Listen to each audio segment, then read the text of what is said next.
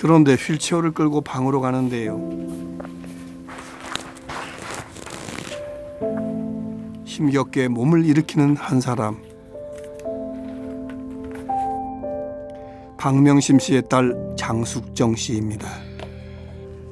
토시를 안 신으면 다리가 시리답니다. 뇌졸중 후유증으로 왼쪽 편마비를 앓고 있다는 딸. 제가 걷지도 못하고 기능을 못하니까 엄마 도움을 받아야죠. 지금 자식들이 챙겨드려야 될 연세신데 고생하시게 만들어서 부려하고 있는 거죠. 네, 정말 이럴 줄은 몰랐어요, 저도.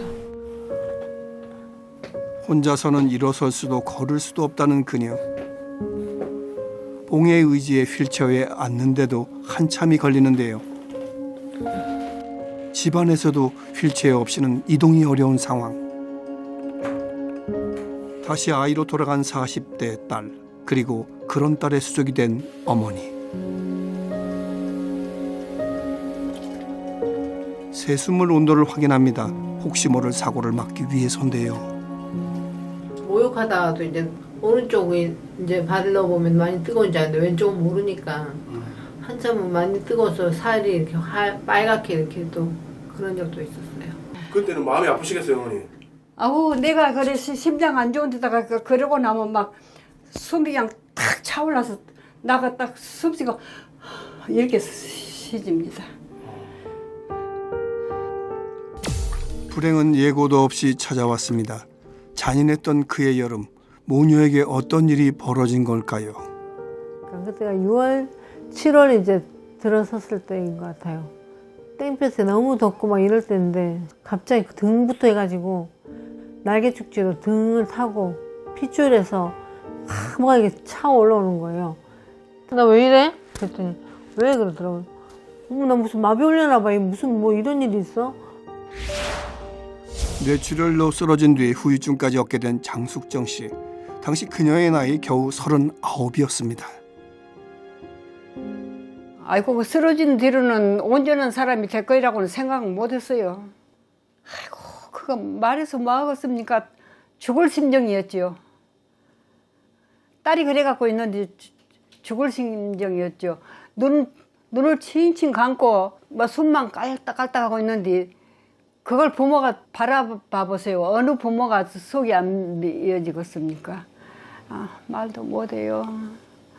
나가 일하다가 나가 쓰러져 본 것 아니야 싶고 나가 쓰러져 보면 자가 어떻게 될까 싶으면 또 그냥 혼자 그냥 눈물을 요리 훔치고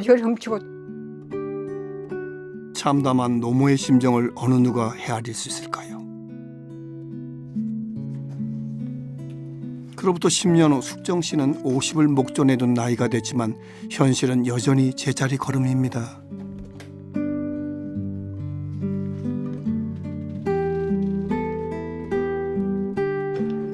씻고 나서도 문제입니다. 한 손으로 하는 모든 일이 버겁기만 한데요. 엄마! 네. 이거 좀 열어줘. 이거 안 열려. 왜? 이거 좀 열어줘. 안 열려. 너무 꽉 닫지 마 그러니까. 노모의 도움을 받고 나서야 겨우 화장품을 바르는 그녀. 여자로서 꾸미는 것도 내려놓은 지 오래. 쓰러지기 전에는 어땠을까요? 우리 딸 이쁘지요?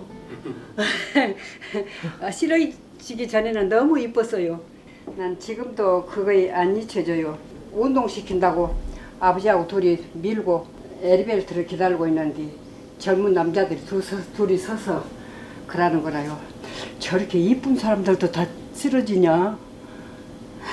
그 소리가 난 지금도 안 잊혀져요. 누구보다 빛나고 아름다웠던 시절이 있었습니다. 그때는 그 시간이 영원할 줄만 알았다는군요. 하지만 건강했던 그녀의 모습은 사진으로만 남았습니다.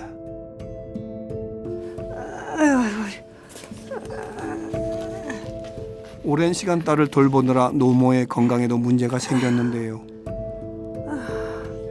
허리가 아주 말도 못하게 아파요. 열고 누워있다가 또 자가 부르면 또 가서 돌봐줘야지.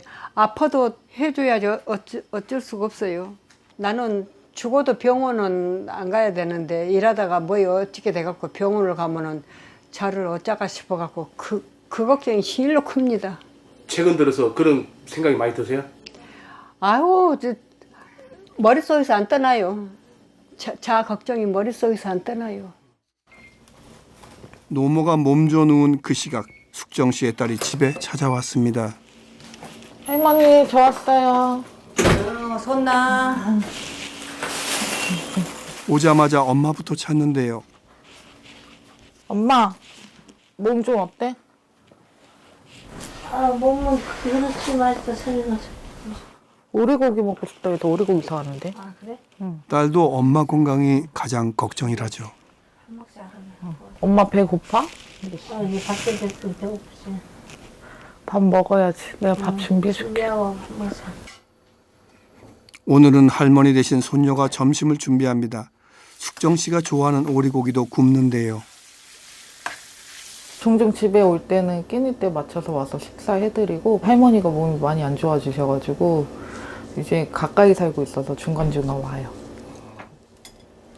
최근 아픈 엄마를 위해 근처로 이사를 했다는군요. 엄마, 상 다 차렸어요.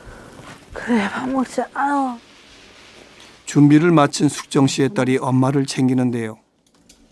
발 한쪽 중심을 못 잡으셔서 혹여나 넘어질까 벨트로 단단하게 고정해 줍니다. 모두 혈관 건강에 좋은 메뉴들. 과거엔 짜고 자극적인 음식을 좋아했지만은 지금은 건강식으로 챙겨 먹고 있다고 하죠. 고기랑 멸치랑 밥 먹고 한쪽을 못 쓰는 엄마를 위해 손수 반찬까지 올려주는 딸. 그때는 20대 초반에 22인가 3이었던 걸로 기억하고 있고요. 뇌출혈로 쓰러졌다. 앞으로 이런 후유증으로 편마비가 와서 일상생활을 혼자 못한다. 이거에 대한 걱정이 더 컸던 것 같아요.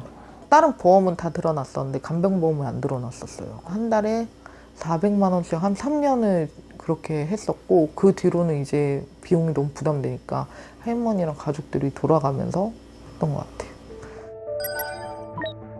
2023년 기준 간병 비용은 하루 평균 약 13만 원, 한 달이면 400만 원에 육박합니다.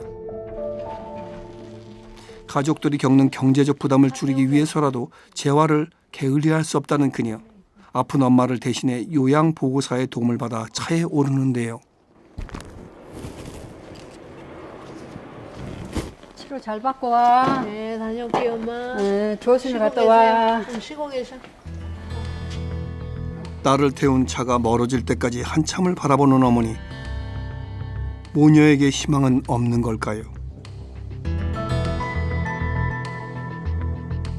병원에 도착한 그녀, 담당이가 숙정 씨의 상태를 살핍니다. 추가적인 합병증들이 있을 수 있어요. 골다공증 생길 수 있고 넘어지면서 낙상 때문에 골절 생길 수도 있고 그런 것들을 좀 예방하는 게 중요하고 움직이시다 보면은 이쪽 왼쪽 계속 무시하게 되시죠. 안 보여요. 그죠? 이쪽으로 편무시 있으시죠. 그런 것도 좀 생길 수 있거든요. 이게 편무시가 보통 뇌출혈 이후로 잘 생겨요. 뇌의 손상으로 특정 방향의 공간을 인식하지 못하는 것을 편측 무시라고 하는데요. 사실 이제 앞으로 재활이 뭔가를 좀 이렇게 막 회복하는 것보다는 이제 어떻게 더 나빠지지 않게 하느냐가 중요하거든요. 관절 구축 그리고 아까 말씀드렸던 것처럼 욕창 그리고 골다공증 같은 2차적인 이런 합병증들을 예방할 수 있게 재활치료를 계속 꾸준히 하고 있습니다. 다시 시간을 되돌릴 수 있다면 얼마나 좋을까. 숙정 씨는 지금 뒤늦은 후회를 하고 있습니다. 특히 뇌혈관 질환은 너무 무서운 병입니다. 그때 알았더라면 이런 사실을 이렇게 고통 속에 안 살아도 되는데. 그녀를 벼랑 끝으로 내몬 뇌졸중. 무엇이 문제였을까? 통상 임상적으로 의사들이 중요하게 보는 게 두 가지가 있습니다. 하나는 이제 저밀도가 있고 또 하나는 고밀도죠. 보통 통상 LDL하고 HDL이라고 이야기를 하는데 LDL은 죽상동맥경화증을 검사를 하면 주로 이성분들이에요.